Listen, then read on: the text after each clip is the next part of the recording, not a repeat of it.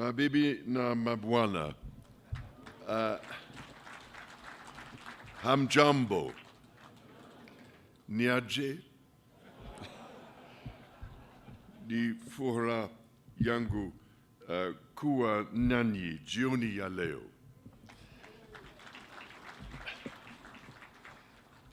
I cannot tell you what a great pleasure it is for my wife and I to be back in Kenya once again. I am enormously grateful to you, Mr. President, Madam First Lady, for your most generous invitation to make this state visit. The tremendous hospitality you have shown us and the wonderfully warm welcome that you and the people of Kenya have extended to us have touched me deeply. If I may say so, it is particularly special to be able to return to this extraordinary country in the 60th year of your independence. Today, Mr. President, you and I stood by the mighty Mugumo tree, which marks the spot where almost 60 years ago the Kenyan flag was first raised. It seemed to me that the tree is thriving, strong and deeply rooted, just as this great republic and her people continue to thrive. It means a great deal to my wife and myself that in our coronation year, our first state visit to a Commonwealth country should bring us here to Kenya. We both take considerable pride in renewing the ties between the United Kingdom and Kenya, a country that has long held such special meaning for my family. Najisikia kama niko nyumbani.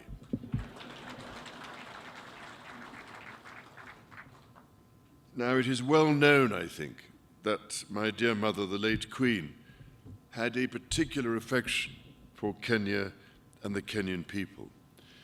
She arrived here in 1952 a princess, but left as Queen. It is extremely moving to read her diary from that visit, in which she wrote that she did not want to miss a moment of Kenya's extraordinary landscapes. I really cannot thank you enough for the support Kenya gave her through that difficult time. 10 years later, my father, the late Duke of Edinburgh, attended the celebrations of Kenya's independence. To mark the occasion, Her late Majesty wrote to President Jomo Kenyatta to convey her sincere hope that with God's guidance, Kenya would prosper and that her people would have peace and contentment in full measure. Nearly 50 years later, it was here in sight of Mount Kenya that my son, the Prince of Wales, proposed to his wife, now my beloved daughter-in-law.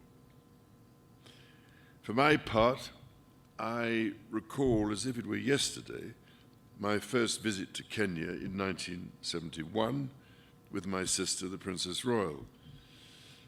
I was, it is fair to say, somewhat younger then, and I can well remember the meeting I had with President Jomo Kenyatta, a towering statesman who inspired such great admiration, affection, and respect. On subsequent visits here, I was most fortunate to be able to spend some time with Kenyan conservationists, from whose profound knowledge of their environment I learned so much. Among them was the late great environmentalist and Nobel Prize winner, Wangari Maathai, someone whom I greatly admired and loved.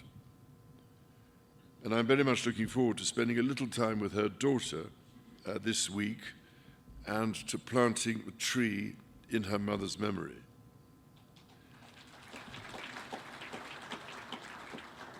As Wangari Maathai said, when we plant trees, we plant the seeds of peace and seeds of hope. We also secure the future for our children. This is a sentiment that, as avid dendrophiles, lovers of trees, I know, Mr. President, that you and I share. Indeed, having been planting trees for most of my life, I thought I was doing rather well. But your ambition to plant 15 billion trees makes me look rather more critically at my own efforts. Ladies and gentlemen, my own and my family's special connections to Kenya are but one example of the myriad links between our two countries. The British people hold a deep affection for Kenya and visit in their tens and even hundreds of thousands every year. By the same token, I am delighted and proud that so many Kenyans choose to live, work, and study in the United Kingdom. Before traveling here, my wife and I held a reception in London to celebrate the invaluable contribution of Kenyans and British Kenyans to almost every field of British life, from the arts to medicine to academia. I was as touched by their affection for the United Kingdom as I was immensely grateful for what each of them brings to my country. It is the intimacy of our shared history that has brought our people together. However, we must also acknowledge the most painful times of our long and complex relationship. The wrongdoings of the past are a cause of the greatest sorrow and the deepest regret. There were abhorrent and unjustifiable acts of violence committed against Kenyans as they waged, as you said at the United Nations, a painful struggle for independence and sovereignty. And for that, there can be no excuse. In coming back to Kenya, it matters greatly to me that I should deepen my own understanding of these wrongs and that I meet some of those whose lives and communities were so grievously affected. None of this can change the past, but by addressing our history with honesty and openness, we can perhaps demonstrate the strength of our friendship today. And in so doing, we can, I hope, continue to build an ever closer bond for the years ahead.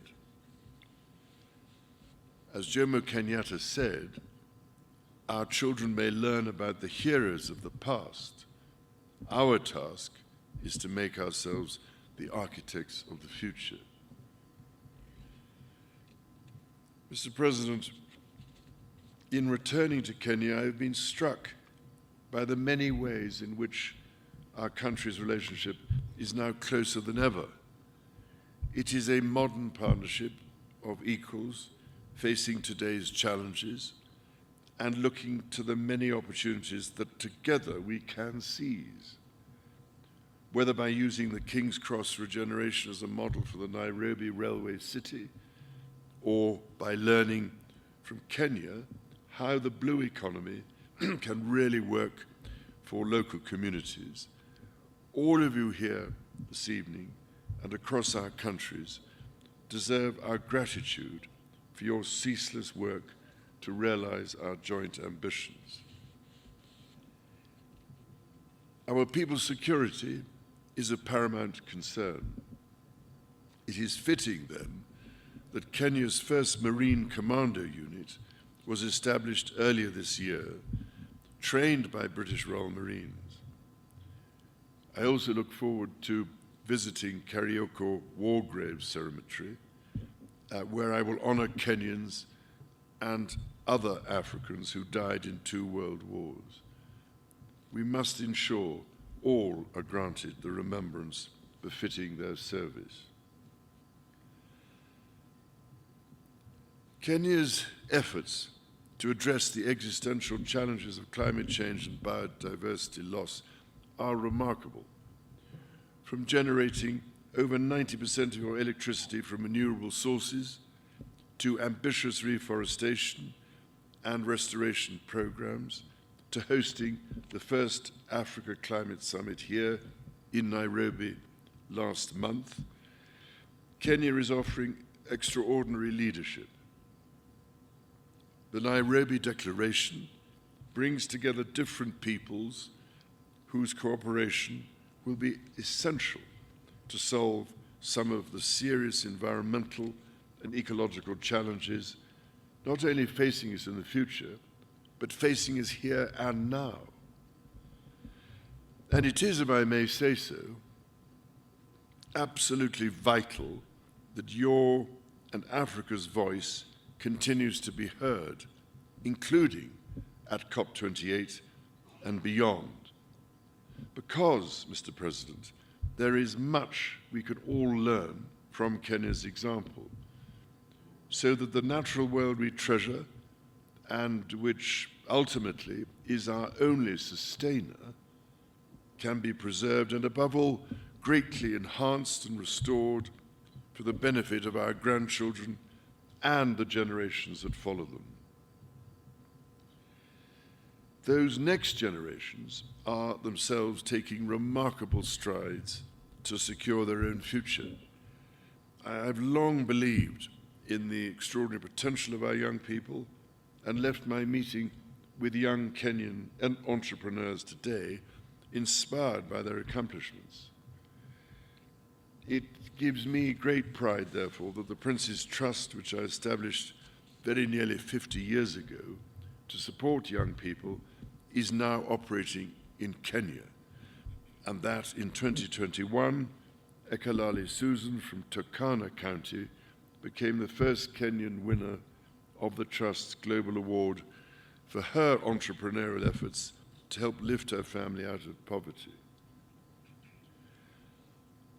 Mr. President, ladies and gentlemen, my mother, Her late Majesty, cared deeply that Kenya chose to be a member of the Commonwealth and was always grateful that Kenya has played an essential role in this family of nations to which she devoted so much of her life. On this, my first state visit to a Commonwealth country, I wish to reaffirm my own pledge to support the Commonwealth's bold vision for action and the values upon which it rests. That 1/3 of the world's population, united by peace, justice, tolerance, and mutual respect, should commit to protecting our environment and the most vulnerable in our societies. To this endeavor, Kenya makes a profound difference. It is here in Nairobi, for instance, that Kenya hosts the only United Nations headquarters in the Commonwealth, indeed in Africa and the Southern Hemisphere. In this, as in so much else, Kenya is helping to shape our world and forge our future. The extraordinary ingenuity of the Kenyan people fuels these endeavors. Your environmentalists and your entrepreneurs, your religious leaders, artists, scholars, soldiers and athletes, your elders and your youth. And so, Mr. President, if I may, I would like to propose a toast to you and to the people of Kenya. It is upon the enduring connection between our people that our partnership rests. It is on their enterprise, imagination, and fortitude that our common hopes depend. Together we are stronger, together our future is more secure, and together, as your national anthem says, may we dwell in unity, peace, and liberty. Umoja ni nguvu.